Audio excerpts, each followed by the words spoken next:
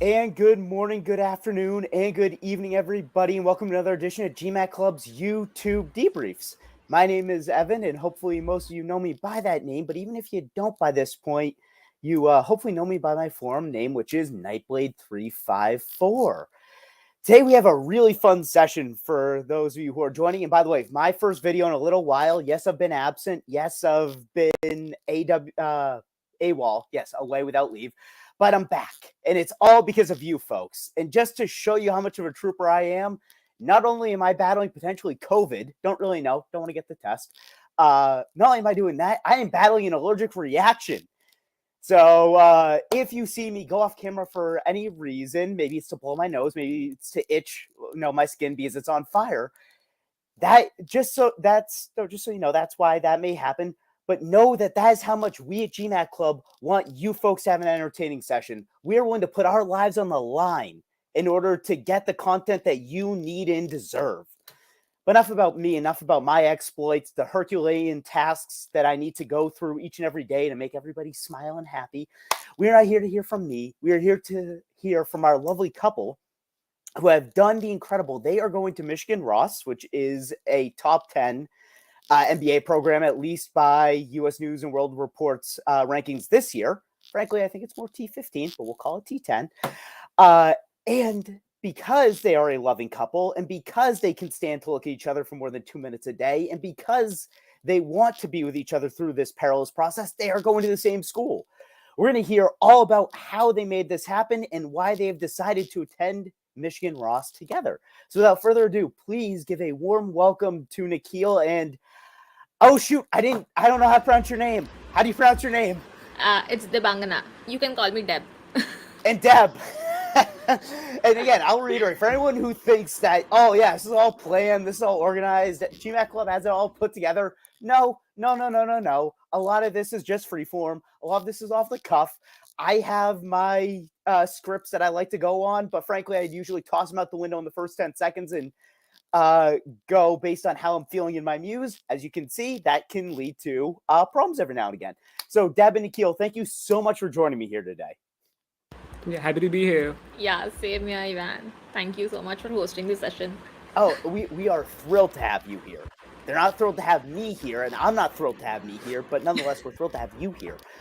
Before we dive into your story and sort of your GMAT journey and how everything came together to have you both in the great state of Michigan for 2 years, why don't you both introduce yourself? Give us a little bit of background, sort of where you come from, maybe your industries, and we can hear about the love story if you want to talk about how you two met, maybe create a rom-com from it. So please, the floor is yours. Introduce yourselves. You gonna go ahead? Okay. So I'm Debangana, and I've been born and brought up in Kolkata, which is in West Bengal, India. And since childhood, I've been very interested in physics as well as sports. I'm also a national level badminton player. So I did my bachelor's in physics from St. Xavier's College in Kolkata, and after that, I did my master's in geophysics from Banaras University. And then to gain some applied experience in the field of geophysics, I joined Oil and Natural Gas Corporation of India, which is the largest oil exploration company in India right now. So that's about me, and that's regarding my background. And then you go ahead. So I save you guys time. So whatever she has shown, just add 4 years of experience to that, and that's Nikhil for you. So I done physics, then I did geophysics, studied at the same college. We are not. This is not going to be the first school that we both are going to attend together. It's going to be the second school. So our journey goes long back in when we did our masters in geophysics. So I also have been working as geophysicist in ONGC, which, as she said, is the largest oil exploration company in India. And now we want to move into the business world, and that's where MBA came into the picture. And we're so happy to be here. Yeah. So it went so well the first time, you thought, let's do it again with a sequel. Yeah. The problem with sequels is they never turn out as well as the originals. There are so many movies that we've seen that just don't live up to that. But we have Bond series as well. But so you're obviously an accomplished couple, Nikhil. Bravo for you for marrying such an accomplished woman, and Deb, congratulations to you for marrying an accomplished man. Let's start off with, so you guys get your masters together. You're working in this lovely field of geophysics.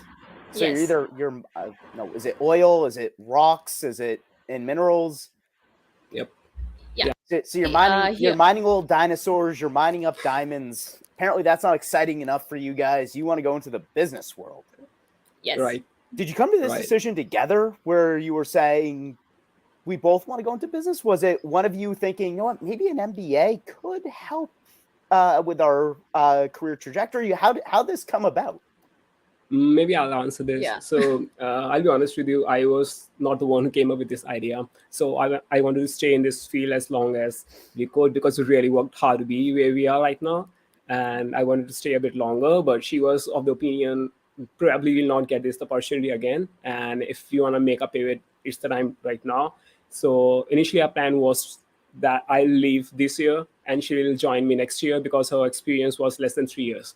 Yeah. But yeah, we'll talk more about it. But yeah, so she came up with the idea, and I can't thank her enough for putting brains into my stubborn head that no, we should stick to geophysics, we should stick to this industry. And then I had some experiences down the lane with oil industry, and people often speak about climate change and stuff like that. They read about it in news. I've seen it live in action. I've worked in field my entire 7 years, and I've seen that in action. I've seen a lot of stuff that normal people don't get to see. So yeah, I thought that yeah, that makes sense. We should make the pivot and maybe try to do something better with our lives. Yeah, actually, I will just add on to that. I had these plans of doing an MBA even before I started ONGC, to be honest. But I was not sure as to when to make that pivot in my life. But I think this was like the correct time to do that because even Nikhil was convinced that we should do something else. And yeah, I think this was the best that could happen because he already has 6.5 years of experience and I already have almost 3 years of experience. So yeah, I think it's the best time to make a pivot into the business side of things. Right. Nikhil, you cradle robber, you marrying a woman significantly younger than you. It's the American dream right there. By the way, I assume Siddharth here is a friend of yours? Or is this just a random? Yeah. Okay, I was about to say, is this a random guy who's like, go blue? Yeah. By the way, folks, if you do want to post, I'm going to try and get to a lot of questions here. If I do not hit on a topic that you want me to hit on, post your questions here. Post your comments. If they're celebratory, I'll bring them up here. If there are questions that I'm probably not going to get to, I will answer them at the end and bring them up. So don't hesitate. Do have some interaction with our two lovely guests. Okay, so you want to move up in the world. You want more money. You want an MBA. You already have your master's. Now you want to get into the business side of things. You've come to this decision that you're going to do it together. You're going to support each other through thick and thin. That your marriage hasn't been through enough already. You need to just add a little bit more spice and TNT to that mix. What was the first thing you did once you said, okay, we're in this together? Was it thinking about a timetable? Was it thinking about what websites to utilize, tutoring services? Was it going to friends and family who have done this prior and saying, okay, what should we do? How did you get that ball rolling once you said, this is the thing we want to do? Okay, so I think I'll start because I was the one who started the preparation before her. So for me, it was I don't think my advices should be taken seriously, and I don't think someone should do what I did. So in that way, I can tell people this is not something that you should do. Yeah, like what we did, people should not do that. They should not do that. So we were all over we the need place. to retitle this YouTube video. We can deal with that later. But explain, elaborate, tell me more. Yeah, so I want to be succinct to this. We didn't have any structure. So that's one of the things that really bite us in the back. We were just thinking, okay, we'll just keep on studying. We'll keep on doing questions and here and there, study something from here, study something from there. But that's not how GMAT is done. That's not how the entire application process is done. You need to have a structure. You need to have a goal in mind. And that's how we did. So I started, I think, way back in 2021. I was just doing random questions on GMAT Club, seeing some explanations, but it was after our marriage in December 2021, early last year. Yeah, so she told me, if you're gonna do this, you are gonna do this year. I'm gonna do next year. So a lot of it was her push. If you wanna do this now, or let's give it up. And that's when our target was set on the board. that we are going to do this year, and we have to get done with our GMAT by July. So I gave my GMAT in July, got a 740. I had a month for my applications, and again, something that people should not do. I'll not take names here. Don't want to create controversy, but No. a lot Create of controversy. Create controversy. We I love know. drama here. By the way, if anyone, so this is, I forgot to mention this at the beginning, folks. This is a completely open session. We are completely agenda free, no strings attached. Deb and Nikhil here are not being compensated by anyone or anything as far as I'm concerned, GMAT Club in particular. They are free to answer and bash and praise anyone, anything. So take their words at face value. This is meant to be as candid and as honest as you're ever going to get, because on this program, that's what I want. If you're going to trust something, trust this. Trust me. I have a trustworthy face, I believe. Trust them. No, but anyways, please continue. So Right. let's potentially hear about this controversy that you don't want to talk about. If you really don't want to, we don't have to. But yeah, we just got in touch with a few consultants, pretty famous ones, and it turned out to be a bad decision. They just wanted me to apply to all the T20 schools. The highest they wanted me to apply to was, I think, Anderson or Darden. So I was like, okay, I'm going to do this on my own. I applied to all the safe schools. I got into all the safe schools that they asked me to. I got into Tepper, Marshall, McCombs, Kelly, UNC, Rice, all those schools. And they were like, no, and this is the only school that you should apply to. And I had a few folks at Warden, Tuck, and Ross, and I applied there by myself. I got interview invites from Warden, Ross, Tuck, and got waitlisted after interview at all the three places. And so that was my round one decision. And so I think it was December 7th when I got my Yes. Tepper decision. That was my first decision. I got in. Then we had our first anniversary on 11th December. Then reality started to sink in. First, we were thinking, okay, I'll go first. She'll follow me. I was happy to go to Tepper. But then an idea popped up. She was already doing that GMAT thing with BB and GMAT actually, Ninja. yes. So I will tell you my story and then we can finish it up. So what happened was I was already preparing with Nikhil. Yeah. And then I gave my first attempt in around August and I scored 650. And I think I have that in my debrief as well. so this is in. Oh shoot! I forgot to mention this as well, folks. I don't read these debriefs. I never have. I never will. One, I'm lazy. Yes, I am lazy. I'm a human being. Two, all of you are lazy schmucks just like me. So I don't want to have any preconceived notions coming into this. So I can ask all of the lovely questions that you are going to have because all of you are lazy. So I've not read either of your debriefs. I assume it was two. If it was even one, I haven't read it. But I want to clarify timelines here. This is in 2021, correct? No. 2022. 2022. Okay. So Yes. See, again, didn't read it. Proof. Okay, so we're in 2022. Nikhil gets his 740, which is an amazing score, 96th percentile, 99th percentile, somewhere in that ballpark. Deb, you're starting to get the itch to do it too, not like me right now with my allergic reaction here, but the actual itch to go and study for this because you do want your MBA. You get a 650. And I want to go back and ask you how you studied and how you supported each other and that process too. But give me the broad view here. You got a 650. What was your next step after that? Yeah, so my next step was after 2 weeks, I booked another session and I scored a 610 because, as I've already mentioned, also in my debrief, that I get anxious in tests and I didn't do much well. Also, the way I was studying for GMAT, it was not at all structured. So I was upset, like I was in a very low phase. And then Nikhil enrolled me up for this GMAT Ninja BB study beta plan. And I thought, like, okay, I will just try it once. And yes, I tried it and it went on for 3 months. It was very structured. I really found it helpful. And after that, I gave my final attempt in December 25th. That is on Christmas Eve. And I scored a 720. So that was how things went on. And yeah. So now we can continue our story. Yeah. So as for the preparation, I think we really supported each other in the sense when I was making mistakes and I was so there is a period in your preparation where you're not really sure where you're faltering, and that's where a third person perspective really helps you out. And also she was really good in quant, so she had a really upper hand there, and so there were some questions on double matrix methods and data sufficiency. So that's where she chipped in. And I think really having a partner with you in this process makes it a tad bit easier. Yeah. So I'm so glad you folks have hit on this. I do want to go hear all about how there was support, how you two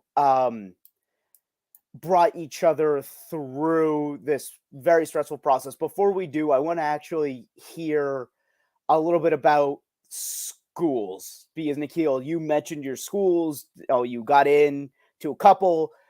Deb got her scores right around the time that you were starting to hear from a couple of universities. How did that play out in the end? Meaning, did you both decide, okay, we're going to apply to Ross together, we're going to apply to Darden together, we're going to apply to Fuqua, and whichever one accepts both of us, we're going to go? Or what was that like? Okay, so this is going to be the best part here. So when I got my decisions, and as I told you earlier, we were thinking, okay, I'll go in this year and she'll come in 2024. But when the reality started saying on us, we're like, okay, we're going to be separate. And then we're like, no, we don't want to do that. We already came from a long distance relationship for 3 years, and you're like, and we have been together for 1.5 years. Now we don't want to separate again. And then it was early December. And then I said, maybe try a GMAT, give a GMAT. So she gave GMAT on 25th December. She got assigned in, and we're like, we have 10 days to prepare applications. What if we prepare application in 10 days? And what if we apply? At least even if you don't get in, you'll at least go through the entire process. You know how the entire process goes like. And then when the real thing comes in round 1 next year, you will be prepared for it. So I was waitlisted at Ross. We both liked Ross and Tuck a lot. Yeah. So because before that, I was already interacting with the alumni and the current students. Also, I was attending the events of the colleges that I was interested in. So that really helped me at that time. Right. So, and Ross and Tuck were the schools that I was waitlisted at. And and we threw in Tepper in there because we had a few friends at Tepper. It's really great school. A lot of STEM friends of ours went to CMU.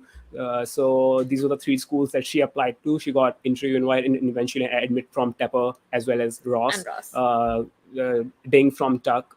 But yeah, who's complaining? I am. Where's Darden? So we actually we applied to schools where we had connections and we knew a few folks in there, because I did my applications in less than a month. She did her in less than 2 weeks. I think in 15 days. I completed my applications. So we just wanted to apply to schools that we already knew a few folks. So, and we got those from Tepper, Ross, and Chuck. So we targeted those for her, and eventually it worked out. Oh. Yeah, actually, honestly, I didn't have much hopes because I was taking this round as an experiment and trial. Like, I will see what I get, and because I had 720 and less than 3 years of experience, I was not very hopeful about it. But when I got the interviews and then the admits, it was a completely different experience for me. I can tell. You can see by the smile on your face. And for those, and I do want to hear about, when you were admitted, how you guys reacted, whole 9 yards there.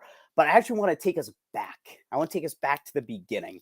And I've been taking notes here. Maybe you can see me going back and forth. I've been getting my notepads and pens and trying to. It proves it's not scripted. I'm just trying to take some notes here so I don't forget to ask certain questions. Because again, folks, not scripted, and more importantly, I need to facilitate answers here to make sure that you get your information. So if I miss something, oops, that's on me. Nikhil, you started, you said you got a 740 in July. Yep. When did you first start studying for the GMAT? So as I said, I started doing something here and there in 2021, but I really got down serious studying in March 2022. And that's when and you won't believe, and that was a period when my wife said, you should give first mock. I gave first mock and I got a 760 or something like that. So what were you doing prior to that?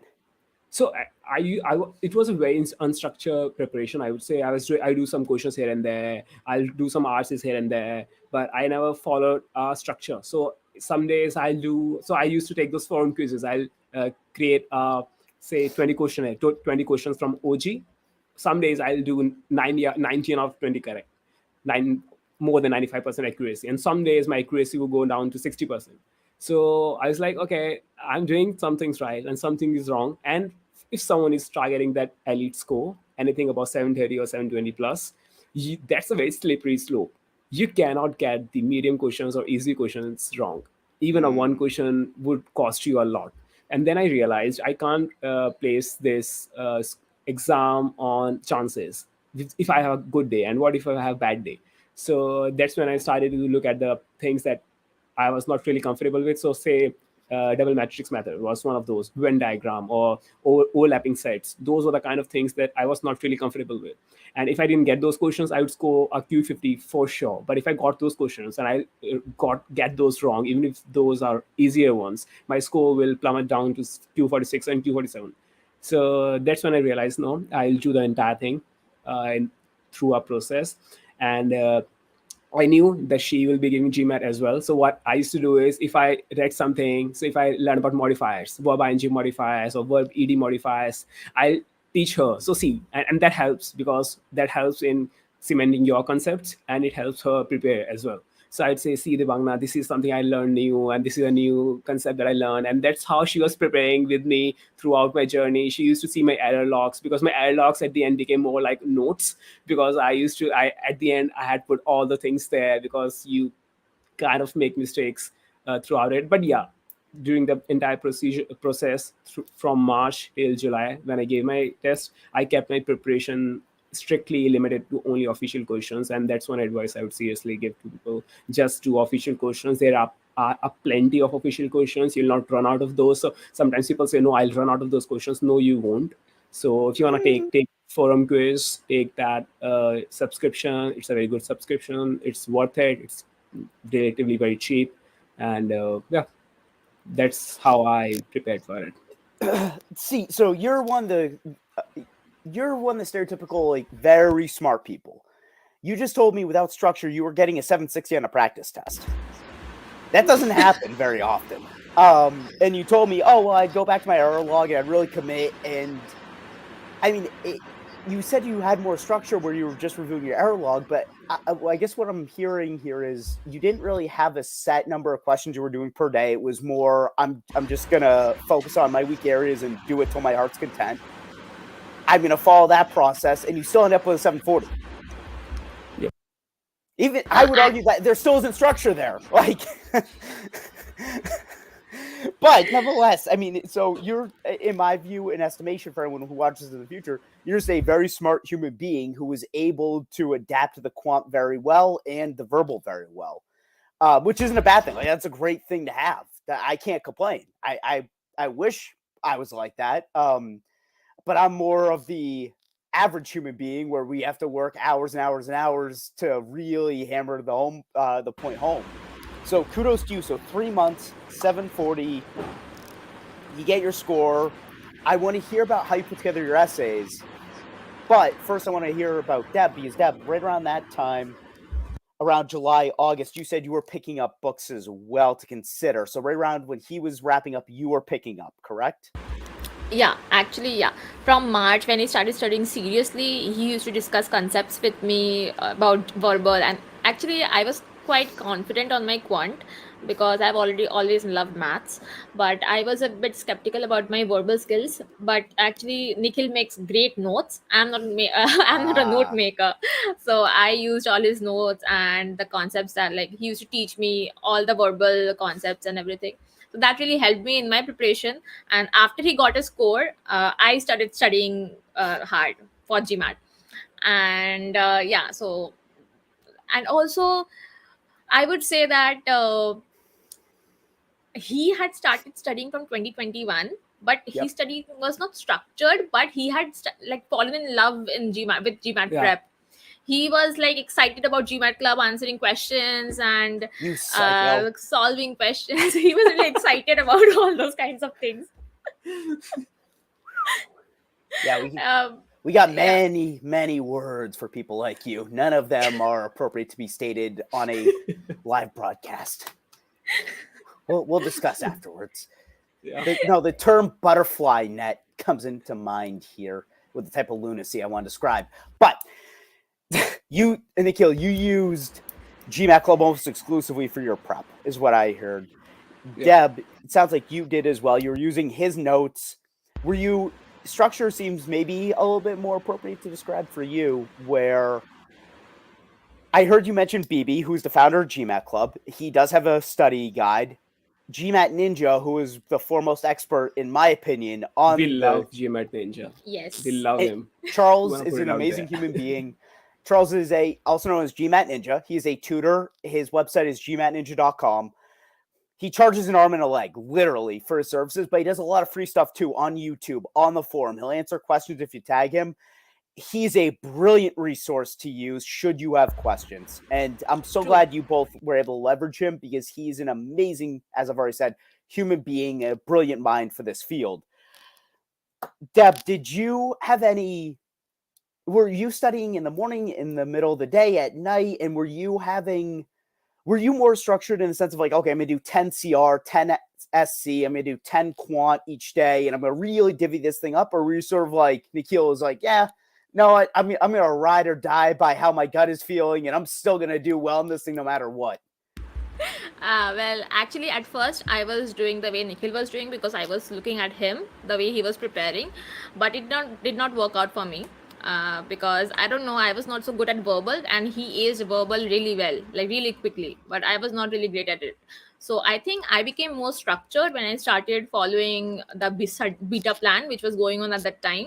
And the best thing was GMAT Ninja used to give us a schedule for a week, and then we used to have weekly meetings with him and BB and discuss the shortcomings of the Oh. plans, or what we had covered, or how were we like developing our skills. So that was something which really helped me, because the one-to-one sessions with him, even if they were for 1 week, it was really like great for me.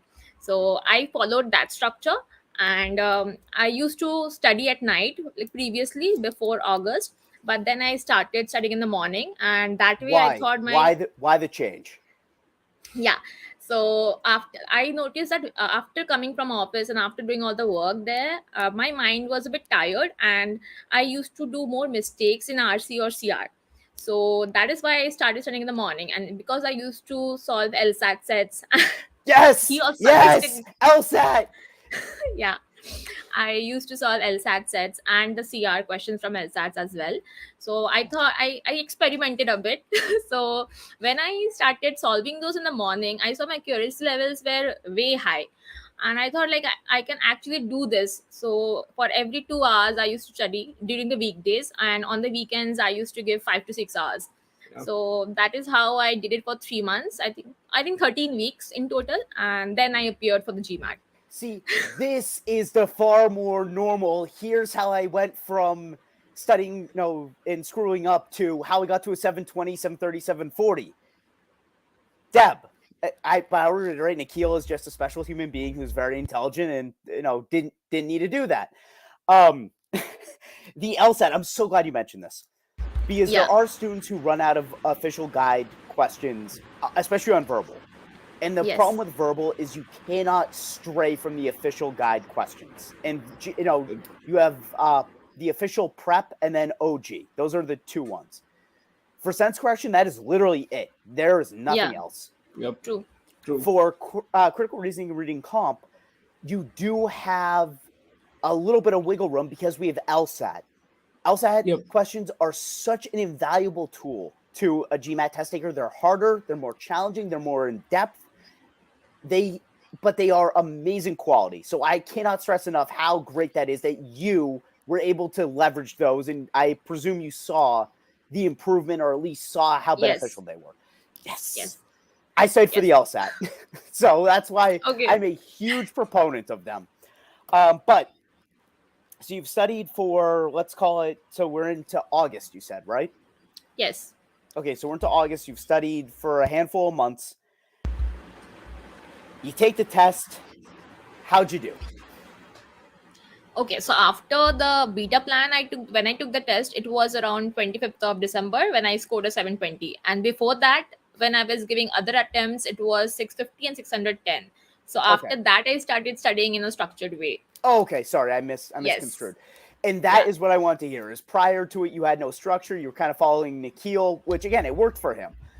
But you weren't seeing the results. You got a structured plan through BB and GMAT Ninja. You started committing to a better time to study for yourself because you were realizing you were mentally fatigued. Yeah, and that's when you saw the rise in your score. Let me ask true. you, and sorry, Nikhil, I'm not focusing on you, but you don't have anything I can really. There's no meat on your bone. It's I'm a super smart person. I did well. Hooray, Deb. There's meat on your bone, which I can actually get to here. How were you reviewing questions when you did them? Were you reviewing questions when you did them? Because I know a lot of our students find blind review to be, again, an invaluable tool that helps them improve. Were you reviewing? Well, actually, according to the study plan, GMAT Ninja specifically told us not to review the questions the first time you do them incorrectly. So I was completely following him. When I did something which was incorrect, I gave it 2-3 days, and again I attempted those questions. And even then, I got them correct. I didn't review them. But if again they were wrong, I used to review them. And I used to maintain an error log as well. And I started doing that after the beta plan, because before that I used to follow his error log. I didn't even make an error log because it was too much of a work. But then it was like I have to make my own things now. So yeah, that is how I reviewed it. Also, I would say Nikhil was actually really good in CR and RC. Without, like, he has a natural tendency to be correct at CR, but I was not the same. I struggled a lot to get my accuracy up in CR as well as RC. So at first I was not really improving in that, but I think the LSATs, and also I would mention I studied the Power Score CR Bible. You should thank him as Yeah, well. actually, you have a shorter version of that, I think. Yeah, Yes. he's Nightblade. Yeah. I use that, and I think that also helped me improve my CR and RC a lot. Yep. So I was gonna maybe hint at it a little bit and ask if you did use any of my guides, which one is CR and one is RC based. I am so glad to hear that you did, and I'm so glad to hear that it was beneficial to you. Because my questions I wouldn't be. heavily, yeah, I heavily use that. And I remember when I was seeing Nightblade active on the Darden chat group and other chat groups, I'm like, why is he here? And then I read about that you got in Darden, like Nightblade was also applying. I thought he was just a CR expert or CR like verbal expert on GMAT. I'm like, okay, that's such a nice story to have. So yeah, thanks And a you know, lot it's to you, Ivan. funny enough, when I was down, so we had our welcome weekend a few weeks ago. For those of you who don't know, I will be attending UVA this upcoming year. I'll be in the Darden class of 2025. Go Who's. Yeah, we do have a rivalry with Michigan, which is why I find this funny.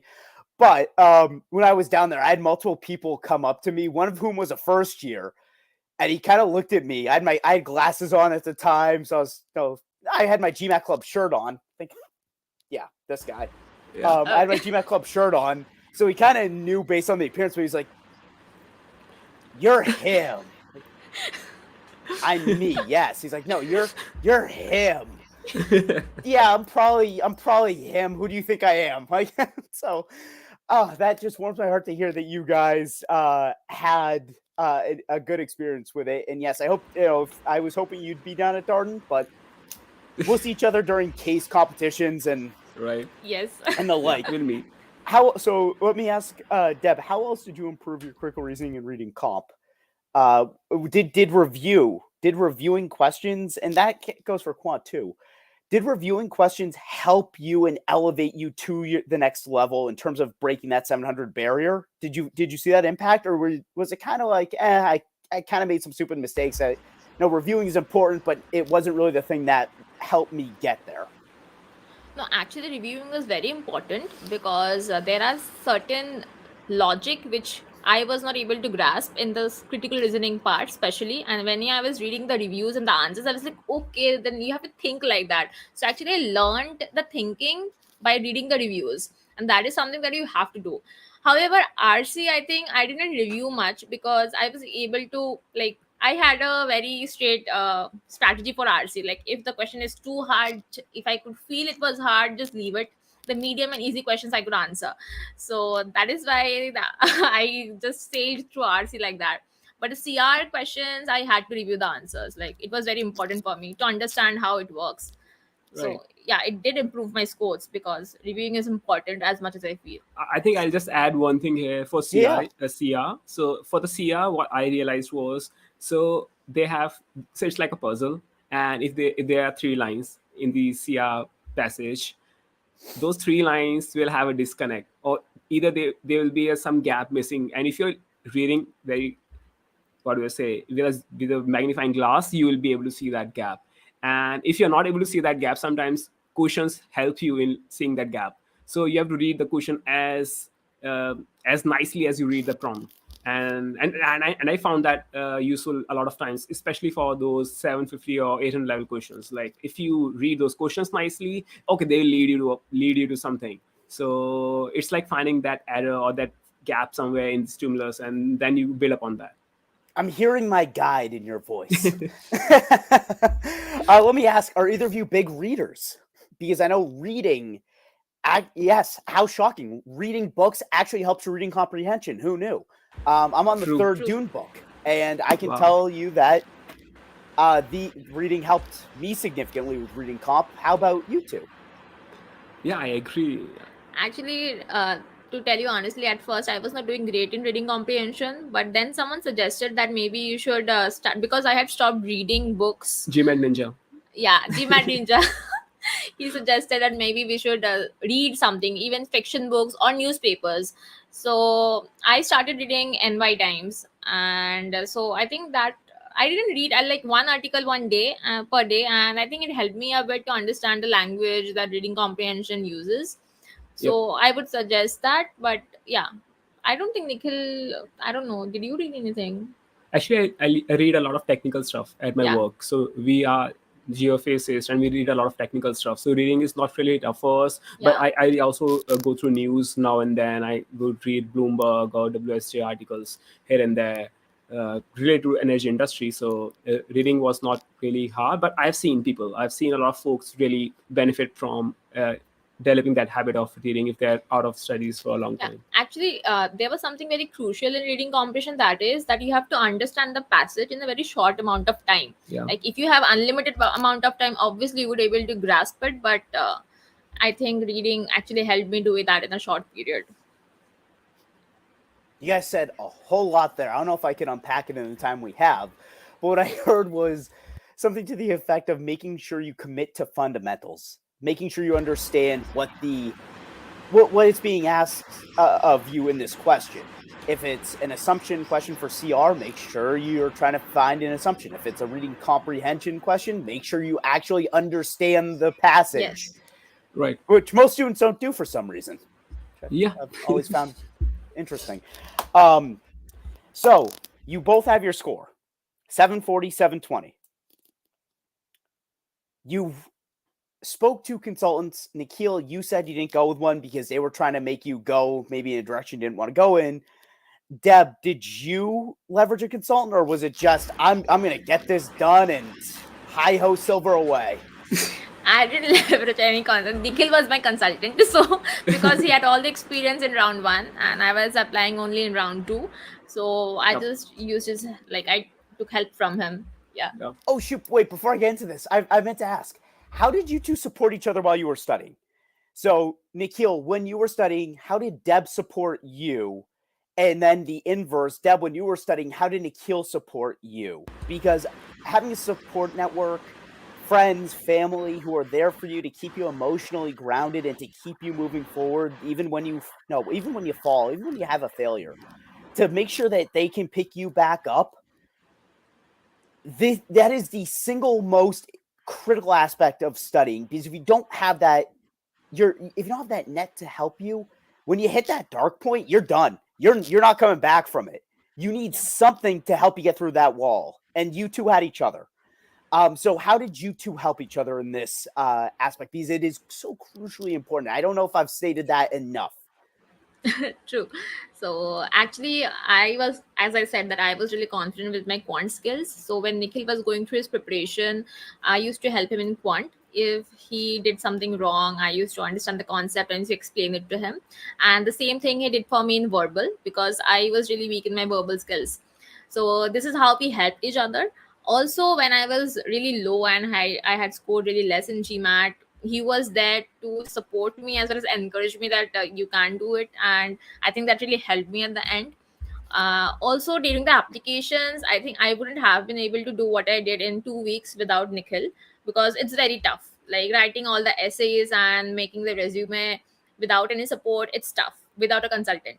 So I think all my thanks goes to him. for that. Before we you. get to the essays, I meant strictly studying wise. Yeah. So even I'll share a very small story with you for the Yeah, studying part. please. She helped me in quant a lot, but I don't think it's related to studies, but it was.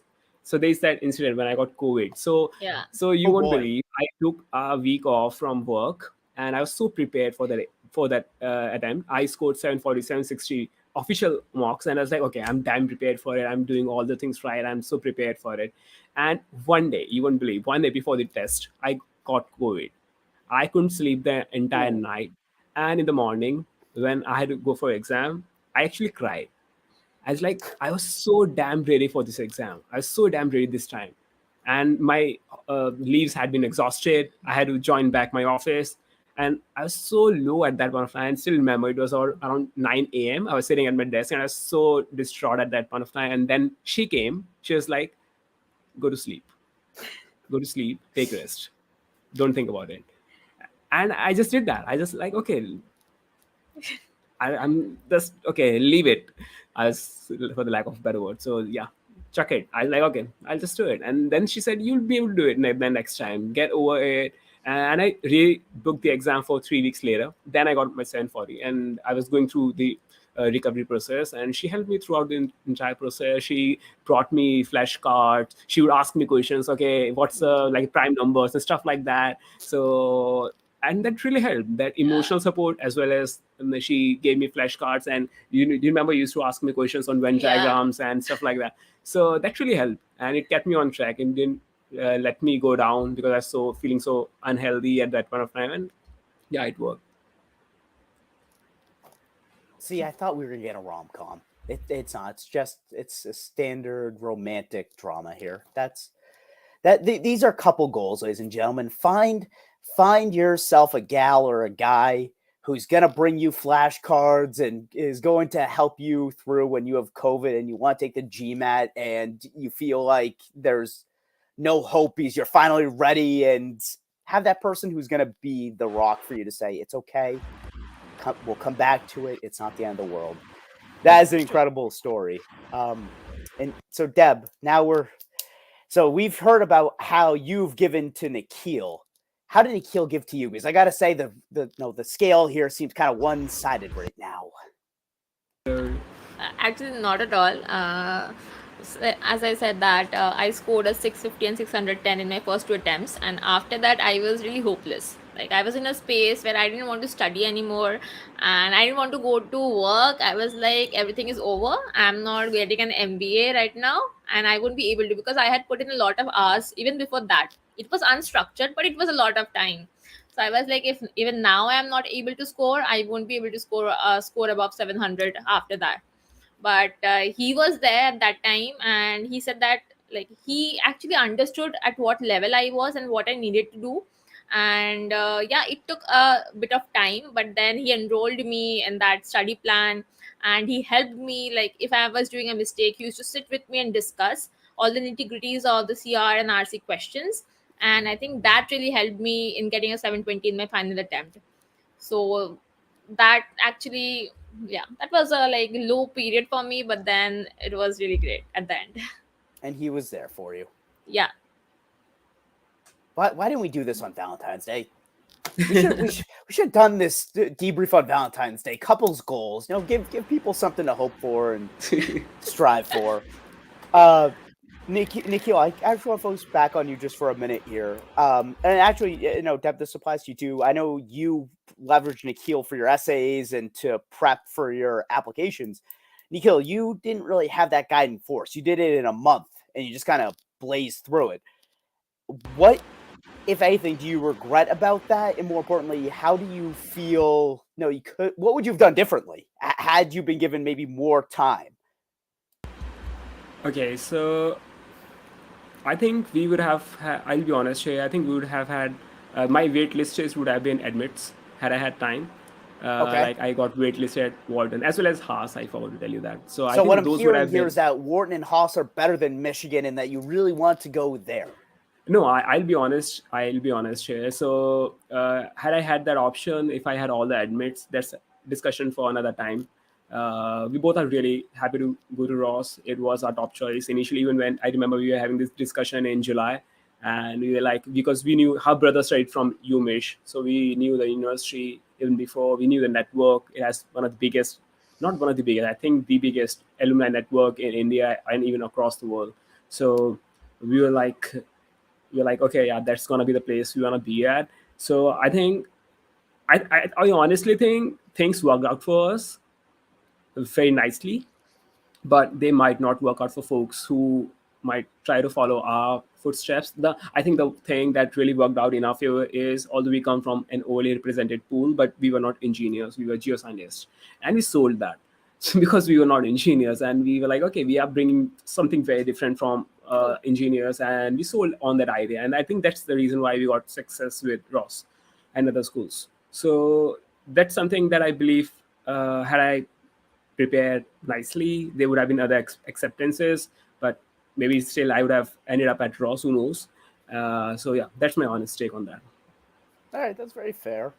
And Deb, as we've already discussed, you were able to leverage pretty much all of Nikhil's successes and avoid all of his pitfalls and mistakes, and you were able to throw it together in 2 weeks. Because I'm not gonna sugarcoat it. I mean, I started prepping my essays in like June or July.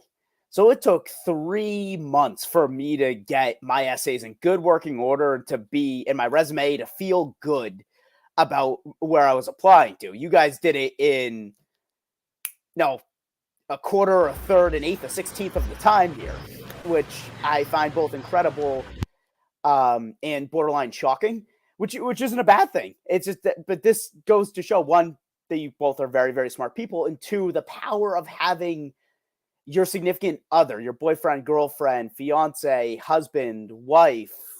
There are 50,000 other names because we live in strange times to classify what you two are. Having that person there for you accelerates the possibilities of you doing well. It's not a hindrance. True. Right. So and now, I'll add to that one thing, and I'll maybe, since we are competitors, Darden and Ross, but I would really say that's at that being point of awfully time. generous to Michigan, but sure. So I think we got a lot of support from Ross people. So when I was True. doing my essays, so a huge shout out to Satya Prakash, who is an MBA too. He's going to McKinsey this coming fall summer, and he helped me a lot in my resume, a lot in my essays.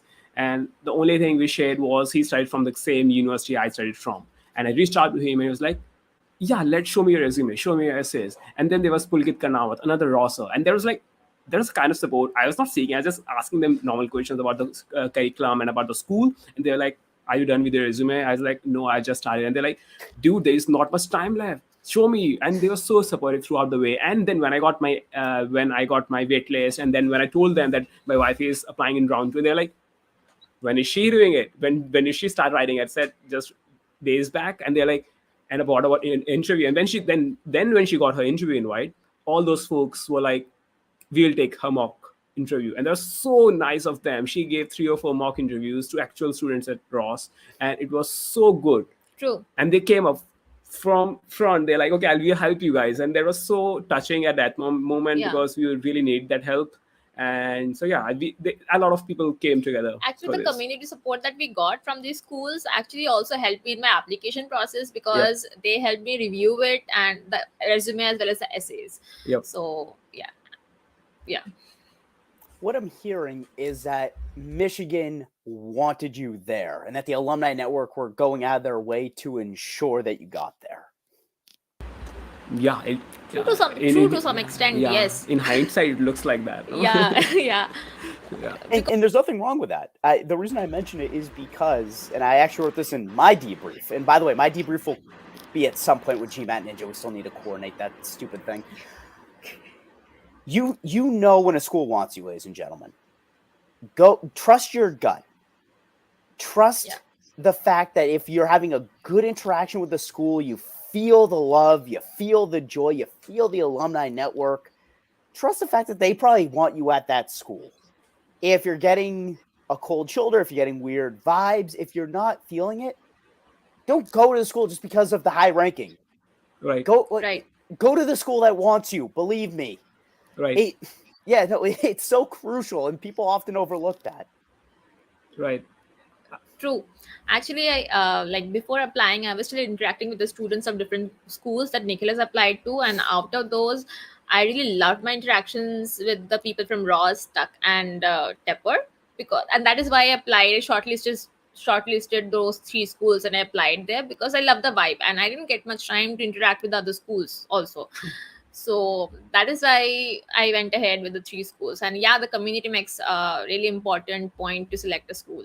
Yeah, and I would also say this: all these schools like T15 or T20 schools, I would not believe if someone came up to me and said, "Yeah, USC Marshall has a very bad alumni network." So people are really very supportive.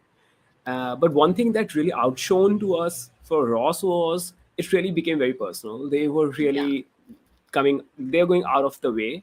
So I was not expecting someone. So when that guy reviewed my resume, he was coming out of the class and he did that on the call. I was like, that's something special. So when you feel that special bond with a place, that's where the acceptance when you got admitted, we were overjoyous. Yeah. And so yeah, and that's why I didn't even send any update to warden. I didn't see. She told me, yeah, maybe you can try and you can send an update. I said, no, I don't want to do that. I'm very happy we're going to Ross, and yeah, we could not have asked for anything better. Yes, true. Basically, the moral of this story, ladies and gentlemen, every love song that's ever been written out there is true. Listen to your heart. But so now, talk to me about when so Nikhil, I think you got in first post your waitlist. No.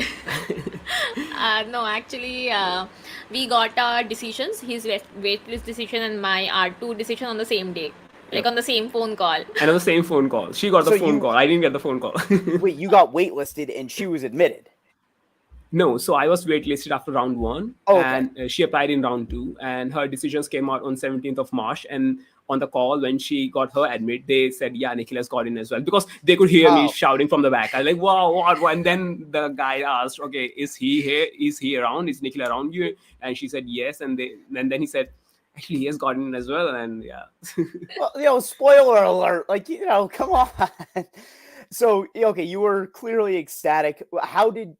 Talk to me about that moment, because being admitted to an MBA program and one you want to attend is one of the 5 or 10 moments in your life that you'll probably remember forever. There's getting into your undergrad, which is a celebratory moment. There's getting your first job.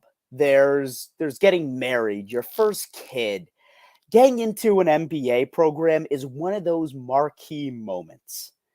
It sticks with you. It's a joyous occasion. How did you two handle that moment? Because now, obviously, you just said you were screaming, but like, how did you two handle that moment? So she was asking me since morning, when do they call? When do they call? And I was like, they would call you if you're admitted. Don't expect that call if you're not admitted. Yeah. You'll not get the call. So, and I was so heartbroken in round one. I was like, I'm gonna keep my expectations low and I'm gonna sleep. So I was sleeping. They called at 6 p.m. Indian time. I was sleeping. I was actually sleeping in my room. And then suddenly I hear Debangana screaming, Nikhil, I've got a call. I've got a call from US. It's a US number. Actually, I could see it is a call from Michigan in Truecaller, and I was like, someone is calling from Michigan. It must be Ross. And I was like, what? They're calling you? She's yeah. And then she picked up the call, and then they said, you haven't admitted. And I'm like, what? What? And I remember exactly this was the only word I was saying. What? So it was a very happy moment for both of us. And then he broke the news for both of us. So it really made, we didn't really believe. We went out for a walk immediately. Yes. And we were constantly asking each other, have we really got in? Has this really happened? Because it really felt surreal. Because actually we had just received our Tepper admits a week or two back, and we were really happy. We were so happy about Tepper, and we have got into our school. Both of us have got into Tepper, so yeah, we will attend it together. But I was still expecting Ross, and he was like, "Don't expect it. Don't." It hurts. It hurts. I was like, "Still, I'm going to check my phone all the time." So yeah, it was a really great moment for us. Yeah. Yeah. It sounds like it, and it should be. You have a right. No, you have a right to scream and to lose your voice and to run around, and to act like a complete crazy person, because who cares? You're going to an amazing MBA program. You've earned the right to act like a psycho. Yeah. The years of studying, the stress of taking the test, of applying, of writing the stinking essays, the actual interviews, and then the wait time, because these schools are so vindictive. They want True. to have you just sit there for 3 weeks or a month and just stew waiting. Am I in? Am I not in? It is this huge pressure valve release, and you have every right in the world to just lose your minds. It sounds like you did. Right. Ivan, always our interview. We are just really curious to know how was your reaction when you got to hear about that and like. Oh, I'm surprised the police weren't called. I'm truly surprised nobody that I wasn't arrested, just based on the celebration and the subsequent ear-shattering noises that were being made by yours truly. But again, I don't want to give too much away. I can go in depth with that when I do my debrief. But it was a lot. I celebrated. It was an amazing moment, which is why I can relate to this on such a personal level. So now you both are in. What are your future plans now? Are you coming? When do you come to America? When do you start at Michigan? What are your hopes and dreams from all this? Yeah, you wanna go? Well, we are going to Michigan on 28th of July. We have already booked our flight tickets. However, we have not got our visa interview dates yet. So we are hoping to reach there on 28th of July. And we have already finalized our housing and everything in Michigan. And you can proceed on that. Yeah, so I think he also touched upon post MBA goals. Yes. So for both of us, energy consulting is gonna be so I'll be honest with you. Energy consulting was the only option that we saw before we got in to Ross. True. We spoke to a few folks. We saw a lot of people from our background making it in energy consulting. So that was one option that was open for us. We really liked that. But after we got in, we started speaking with a lot of folks, and then suddenly we have also been seeing other options like energy investing or energy banking, and now we're reading about it. And the Ross CDO, the Career Development Office, have given us resources to read more about it, and we're like, wow, even this sounds interesting. So we are currently in a process of evaluating all the options that we have, and we want to have that clarity before we move to Ann Arbor, so that we have somewhat idea of what we're going to do. We don't want to be confused once we are there, because recruiting starts immediately you start your MBA. So right now we are recruiting starts in like a month and a half. Yeah, exactly. So right, true. So we are in between IB and consulting. We are still doing all our research, and we'll make that decision soon. Yeah, actually, I am a bit tilted toward consulting. Nikhil is a bit tilted toward IB. So we are just researching our options that we can get, because this is the one time we can pivot. This is the final, moment to pivot. So we want to do it after. And we have time to do research. You can be confused, as much confused as you want to be right now. But you don't want to be confused in September or October. So And I'm so glad you mentioned that. So for anyone watching this who's applying or is even admitted, by the way, a buddy of mine is a first year at Darden. He's a very good friend of mine. I did a debrief with him about a year ago. And so he has been someone who I've had a very good relationship with, and he's given me a whole lot of information about all the programs that he applied to in Darden in particular. He looked at me point blank at the welcome weekend a few weeks ago and said, complete BS, that you can still think about and decide what you want to do when you get here. You need to know what you want to do in September, otherwise you are screwed. So not to put pressure on anybody out there, but you need an understanding at minimum. So do take some time to think about that, because if you don't, the MBA may get a little rocky for you at the beginning, which is what we don't want. Right. No, an MBA should be fun. An MBA should be enlightening, educational. It should give you the path to make hundreds of thousands of dollars, if not millions of dollars in your lifetime. This is the end goal. So we are pushing the hour mark. I know we don't have a hard stop an hour, but that seems to be a nice round number. I want to ask, you two final questions. One, if there are couples out there who are thinking about studying together or are studying together, what advice would you give them? And two, just any general things that we didn't touch on. What would you like our audience to know, either about Michigan, about your process. Pretty much this is an open-end question, so the floor is yours. Sure. I'll give a general advice, not just for the couples. So I would say the process is not easy as it seems like, and it's not as tough as it seems like either. So if you think it's easy, you might end up not really studying for GMAT and not have a good score enough to make into these schools. And if you think it's really hard and you kind of downplay your own candidacy, which I did initially. I was like, okay, I'm not going to get in these schools, top 10 schools. That is not good either. And do not listen to those consultants when they say, no, you're not good enough. No, don't do that. Try to reach out to people on LinkedIn, try to speak with them and see what they think about you. And if you're genuinely interested about something, so I'm really interested in not working in oil industry and towards sustainability. And that's something that really shown through my interviews and my interactions with a lot of people. So if you're really interested in something, even if you have a bad score, that interest really helps you, and that driving force will get you across that line. So do not discount yourself. Do not short sell yourself just because others think so. You can do it. It's doable. Yeah, believe in yourself. I couldn't agree. Believe in yourself. Sorry to interrupt. What I do want to say really fast on that consulting point, there are the consultants who are out there who are maybe going to lowball you and say, oh yeah, no, you're not T10 material.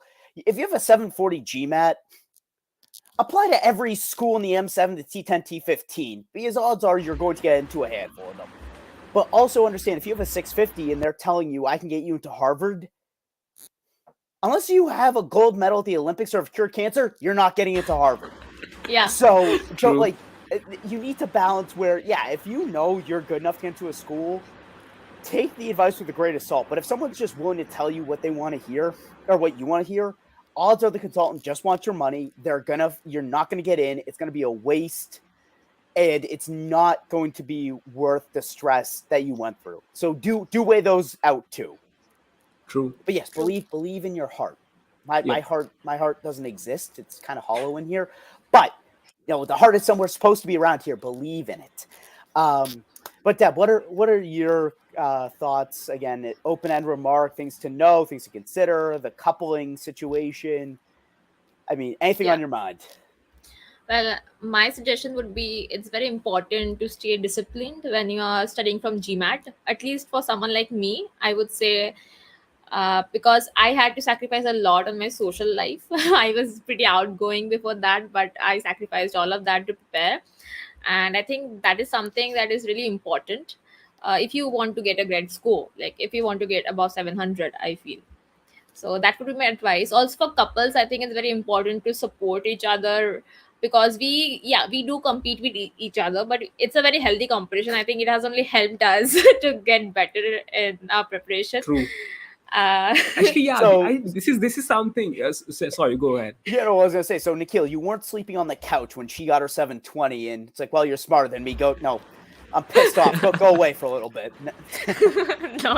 I think she was much more happier than I was. She was so happy with my 740 that it showed in her happiness. And there's one thing that I missed. So, and she touched upon it. So when she said it can be competitive, it was. So what we used to do is, and I just remember that. So we would turn on the timer and we would put on a question on the screen and we'll do it together. And we'll be like race with each other. Who can do it under 2 minutes? Who can do it faster? And it was so fun. It was so fun. So, and most of the time she would win in quant, and most of the times I would win in verbal. But in times, and during the times when she won in verbal, when she did a verbal question faster than me, she was ecstatic. And same with me. When I did a quant question faster than her, it was amazing.